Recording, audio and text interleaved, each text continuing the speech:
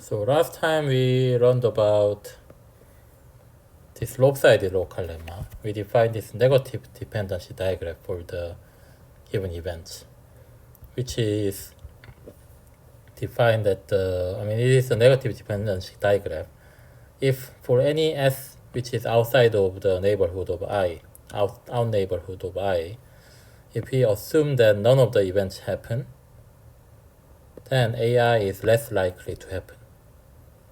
This is called negative dependency diagram because this is actually equivalent with this.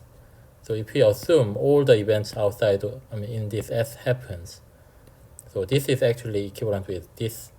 So if we condition on the all the events outside of the, out neighborhood of I happens, then AI is more likely to happen than in AI. Before conditioning. That means if we have some event AI and AJ, and if the conditioning on AJ, AI is less likely to happen than before, then this AI must lie inside of this out neighborhood. Because if this is outside, then we just take S as just J itself. Let's say this is strictly negative. Then this condition does not hold. So in order this to be the negative dependency diagram, it must be lie inside of out neighborhood. So all the events which has this negative dependency must lie inside of the out neighborhood of I. So that's why this name comes from. So, and what we learned is that even if we don't have a dependency diagram, we have as long as we have a negative dependency diagram, and then the condition of the local lemma holds, then it is still, we can use the proof of local lemma to conclude that we can avoid all the bad events with positive probability. And even, for the lopsided local lemma, as long as this holds, then we don't really care whether, this is a negative dependency diagram or not, because this is the inequality that we use in the proof of local lemma. So let's consider an application of this to a, Latin square.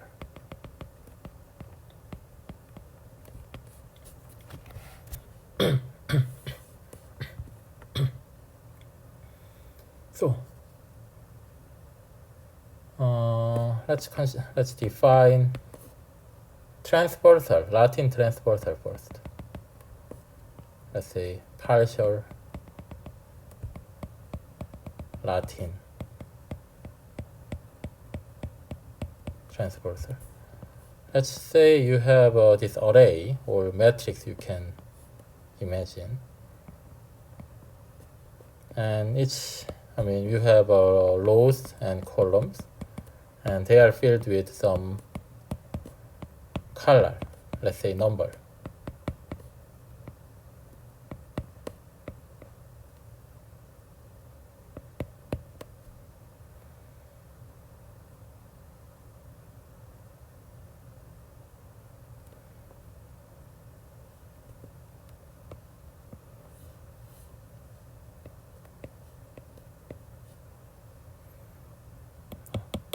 And we say that a collection of entries or array, collection of entries. Let's say this. If you consider these three, then there are at most one of those entries in each row, and at most one entry in each column, and the value here are all distinct. Then we say this is a partial Latin square of size 3. Of course, this size is, the number of entries that we take. So, you can rigorously write it down as, say you have a matrix, and you take I1, J1, I2, J2, these pairs, and this is called the partial Latin square as long as I1 and I2 and I say IS and JS. IS are all distinct and J1 to JS are all distinct, and AI1, IJ1 to AIS, JS entries are all distinct. Then we say this is a partial Latin square. And if you have a partial, 그건 잘 모르겠습니다. 제가 도울 수 있는 다른 부분이 sorry, that was my Siri. If you have a partial Latin square of size n, where this is n by n array or n by n matrix, then it's called transversal.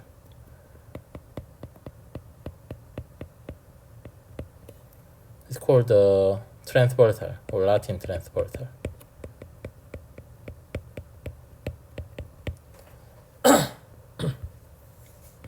And why do we care about this?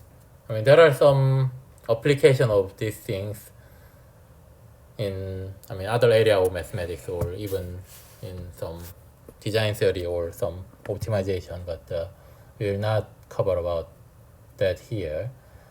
And there are some conjectures relating to this concept. And we say that Latin square is an n by n array, or let's say n by n matrix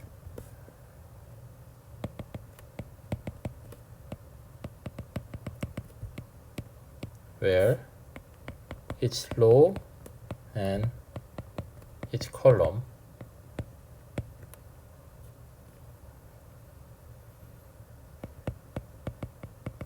contains each element of this bracket n exactly once. So above this is the Latin square because there are 1, 2, 3, 4, and 1, 2, 3, 4, 1, 2, 3, 4. Every row contains one of 1, 2, 3, 4, and every column also contains exactly 4 numbers, which are 1, 2, 3, 4. And there are some conjecture, Rider's conjecture.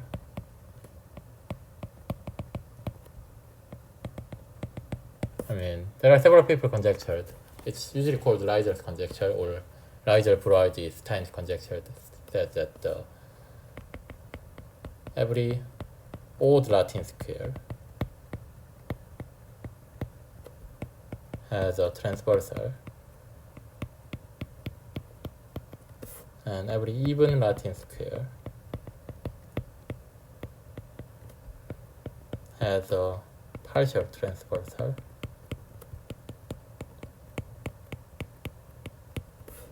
of size 1 less than optimal value. So for example, here you can actually check that there are no Latin transversal here, but you can still find the, I mean, partial transversal of size n-1, size 3.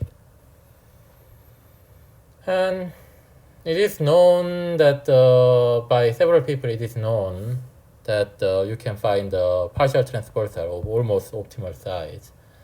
The best result so far is recently Kibash, Grobsky, Suzakov, Epperman show that you can find the partial transversal of size n minus log n over log n.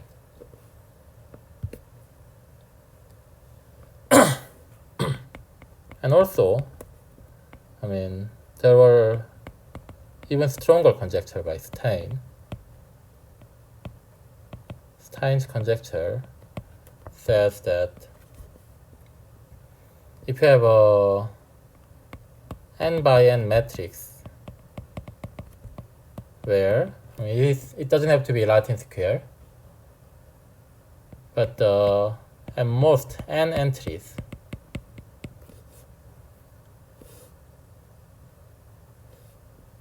I mean, let's not write this way. where each element appears at most, n entries.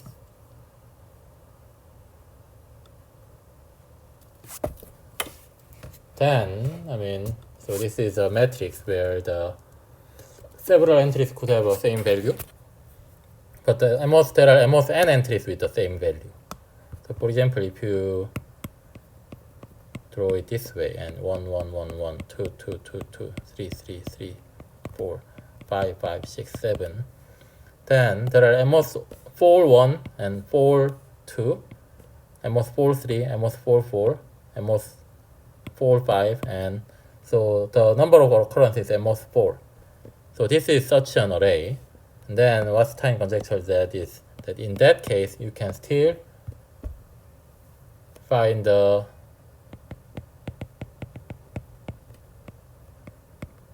partial transversal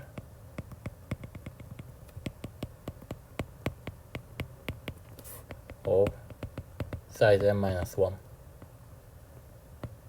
So even if your matrix is not Latin square, you can do this. That's the conjecture, but it was disproved by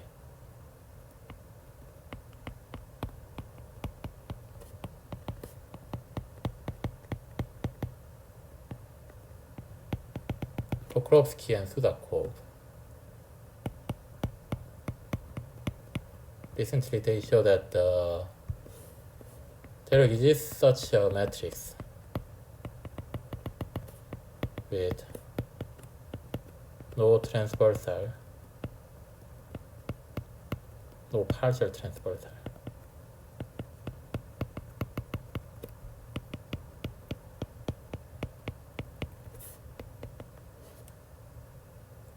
Of size n-1/42 log n. On the other hand, Aroni, Berger, Kotlar, and Jeep prove that any such matrix has a partial Latin transversal of size at least 2n/3. So, in the course of attacking this Stein's conjecture, so there is some gap. We know that we can find 2n/3 size partial transversal in such a matrix, but we cannot find bigger than n minus some little over n. So the ratio between 2/3 and 1, there are some large gap. And while people attacking this Stein's conjecture, Erudice and Spencer proved the following theorem. So let K be n-1/4e, and let's say on this, in here the exact value is not so important. So this element, let's just say that they are all integer. And integer, say no integer appears in more than k entries of n-by-n matrix A. Then we want to say that this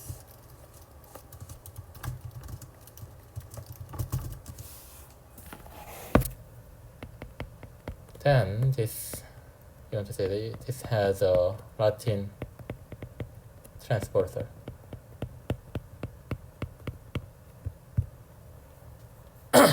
So we want to use local lemma to prove this.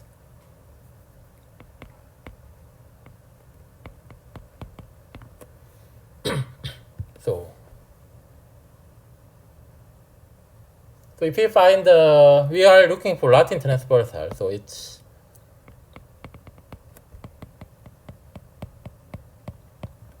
a collection of entries with all distinct rows and columns. So we can actually identify this with a permutation. if we have say transversal this way, then we just consider the permutation, which sends 1, 2, 3, 4, 1, 2, 3, 4. We send 1 to 1 and 2 to 3, 3 to 2, 4 to 4. So this, correspondence is possible. So let's just say that this, permutation, this permutation is, let's say, Latin transversal. As long as A, I, pi, I ranges from 1 to n, has all different value, different integer, different entries. Then, now what we do is we choose a permutation pi uniformly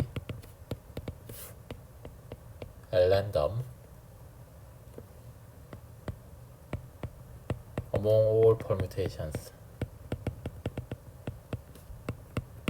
on bracket n. And now let's consider the events which we want to avoid. So what's the bad event? So if we have this array, and then if we happen to choose, so for I and j, we chose this and we chose this, and that happen to have the same value, then that's a bad event. So to indicate that, we take tuple of 4 number, I, j, I prime, j prime. Let's say I and I prime are different, and let's say I prime is bigger, and j prime are different, and aij and ai prime j prime have the same entry. And for each g in this T, we let ag denote the event that, the bad event that the ij, those entries are chosen, meaning that the pi I is j and pi I prime is j prime. Then we want to show that so if this doesn't hold, none of these events hold, then we can show that we can conclude that pi is the transversal that we wanted. So now, we have defined all the bad event, and what's the probability that this bad event happen? It's easy that to check that this event is, the probability is 1 over n times n minus 1. I has to go to j with probability 1 minus n, and now I prime has to go to j prime. So out of all value, not j, so out of this you have to get the value j prime, which happens with probability 1 minus n minus 1. So assuming this first event, second event holds with this probability, so both happening, the probability is 1 over n times n minus 1. So now we define a graph which is a negative dependency graph.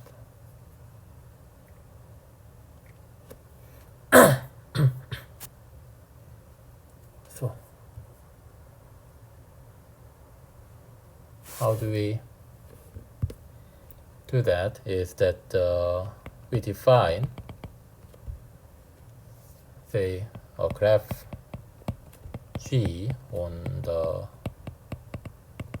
vertex set T. And how do we obtain it? Is by making I, j, I prime, j prime adjacent to P, Q, P prime, Q prime if and only if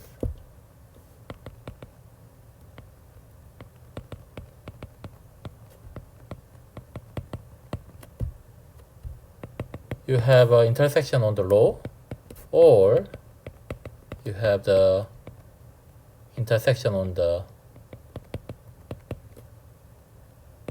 column. So why do we want to define negative dependency diagram? And let's say you have I, j, I prime, j prime. So you want to consider the probability. The event is that when you choose this and this. But if you know this is chosen, then it's less likely to. I mean, we never choose this. So if we know we choose this, then we never choose this. So in extreme sense, I mean, it's if you choose this, then this is less likely to happen. Again, if you choose this, then this is less likely to happen. If you choose this, this is less likely to happen. So any event which relates to the entries here are negatively depend on this event. On the other hand, if you consider the intuition, if you choose this, then these are less likely to be chosen. So as these are less likely to be chosen, this gets more likely to be chosen. So that's our intuition that this is indeed a negative dependency diagram. So, I mean, just like the intuition that I just explained, we can actually, so this is a graph, and if you want to make it a digraph, by replacing each edge into, say, two directed edges. Then this D, let's say this is D, is a negative dependency diagram for the events, all the bad events that we want to consider.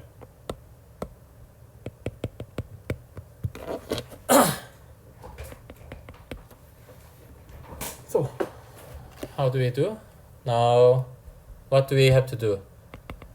We fix a G in T and S, which is in outside of the our neighborhood. Now we want to prove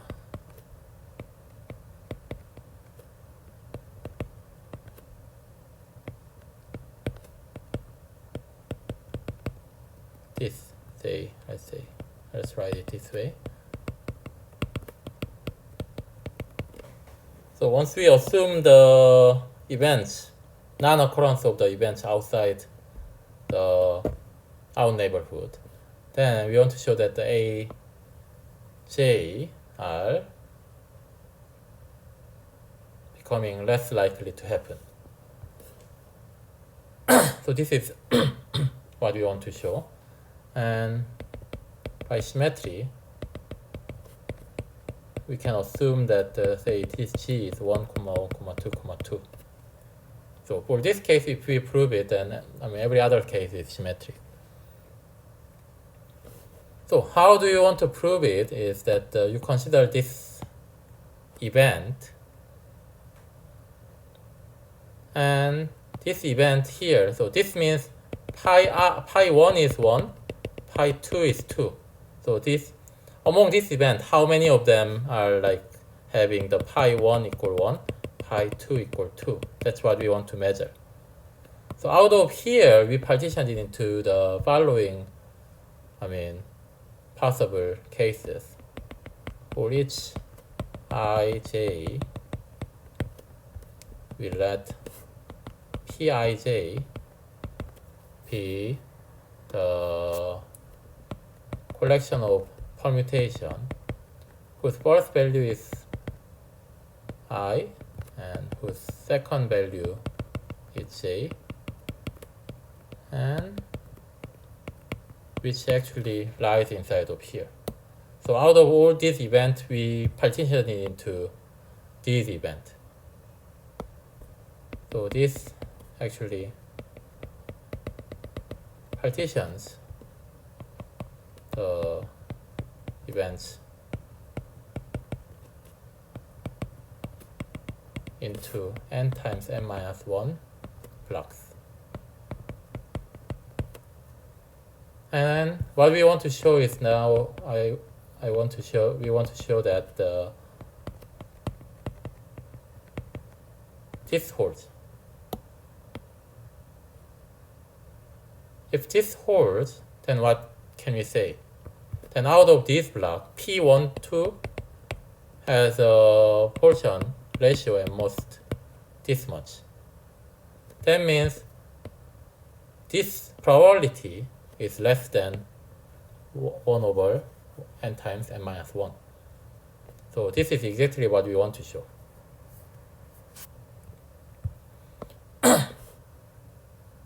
How do we want to do it? We want to define a map from here to here. This set to this set, which is injective. Then this is proved. So first, consider the case where ij is,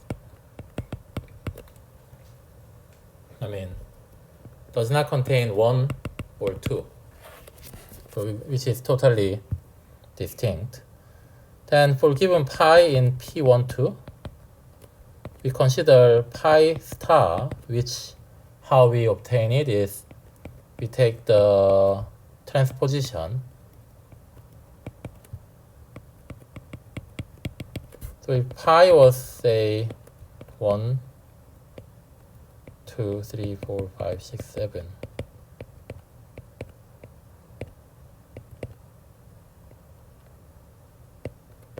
and I was, say, I is 3 and j is 6. Something is wrong here. Then what you do is you have this pi and you swap 2 and j. You send 2 to j and j to 2. And you swap 1 and I. And you keep the rest of them same. Then this is pi star. Then pi to pi star is a map from P12 to P ij.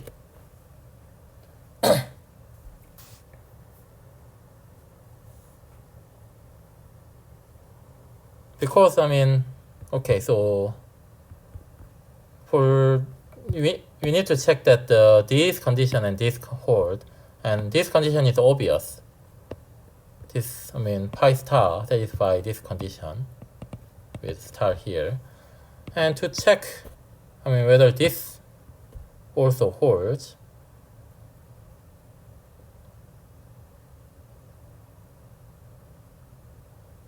then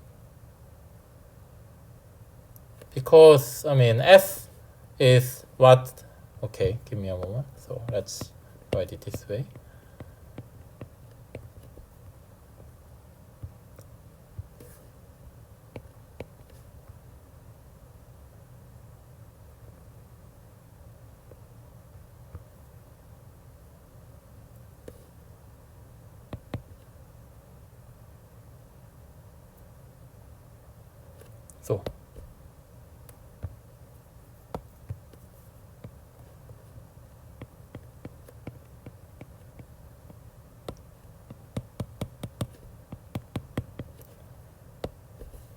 So in the diagram D, anything related to this part are already out neighbor of G.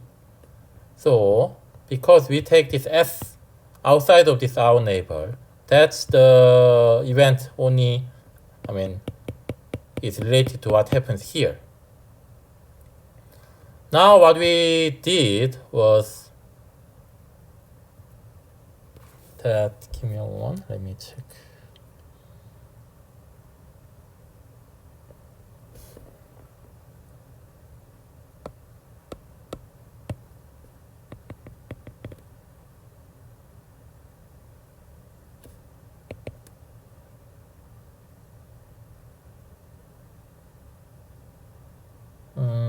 Wait a moment. 3, 4.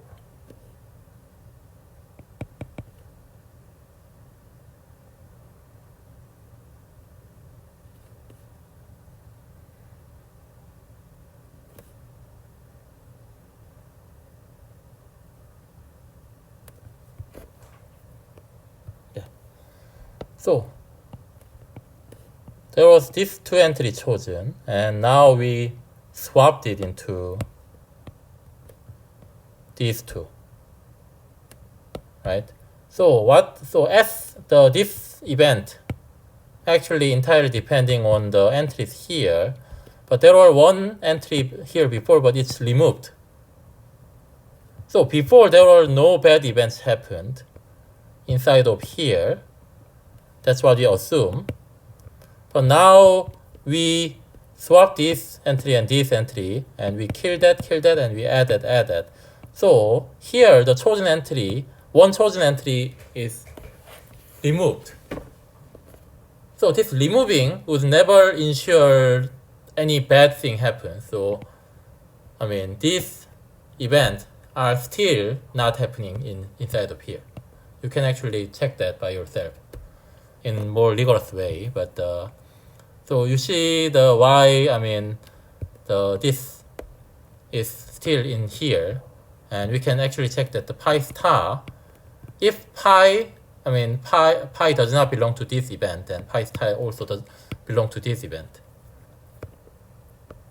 Because I mean, here these two entities are swapped, and here. So some bad events related to here might, I mean, not happen before, but now bad event happen. That could happen, but any bad events which are strictly, I mean, related to the events in here, which is each of these bad events, if it didn't happen before, then this removal cannot introduce a, I mean, new bad event. So this is such a map. And this is trivially injective, so that implies that P12 satisfy this. And this is the only case when IJ is not intersecting with 1, 2. But the other cases, you can also define similar permutations and then prove this in the same way. So this shows the probability of A 1, 1, 2, 2, this event, assuming this, I mean, non-occurrence of the events related to S. This is exactly, you just count the size of Pi, and that's upper bounded by 1 over 제가 n, 찾은 결과입니다. which is upper bounded by the 1 over n times n minus 1. So that's exactly what you want to prove. So this is indeed a negative dependency diagram. So now we want to estimate the maximum out degree of D and then give the number x g to each event ag. So what's the maximum degree? So let's say you again have 1, 1, 2, 2.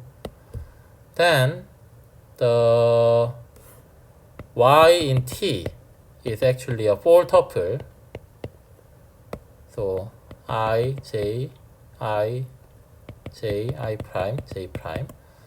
Those are adjacent to say 1, 1, 2, 2. If I lies in here, if I is, I mean, one of 1 and 2, or j is 1 and 2, 1 or 2, or I prime is 1 or 2 and j prime is 1 or 2. So there are 4 n entries that could, I mean, technically 4n minus 4 because you have to, I mean, 4n minus 1. Yeah. Anyway, so there are roughly 4n choices of an entry, and once you pick one entry, we know that this has certain element here, certain integer. Say k here. I mean, not k. K is not a good choice. You choose one, and then there is some number, say 4, written here. So let's say this ij is this entry. Entry is chosen out of here by 4n choices. And once you choose that, then how many 4 are occurring on here? By the assumption, and most k such entries exist. And this is to check this condition. So there are at most k minus 1 other choices for the second one. If this entry is chosen, then the second one has to make sure that ai prime, j prime has the correct integer value entry there. So say 4n times k minus 1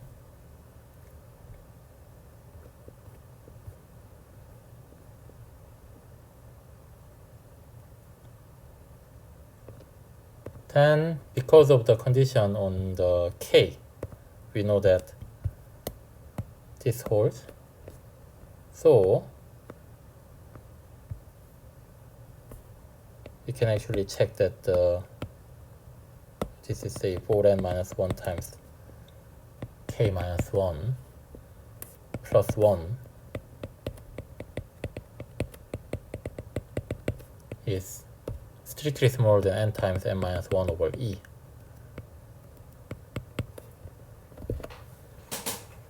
So if you're letting xg is 1 over t plus 1,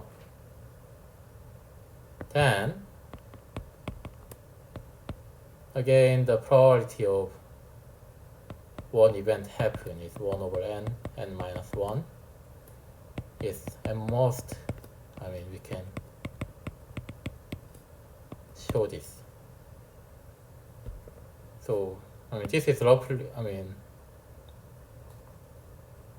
slightly bigger than E, and because of this relationship, you can check this.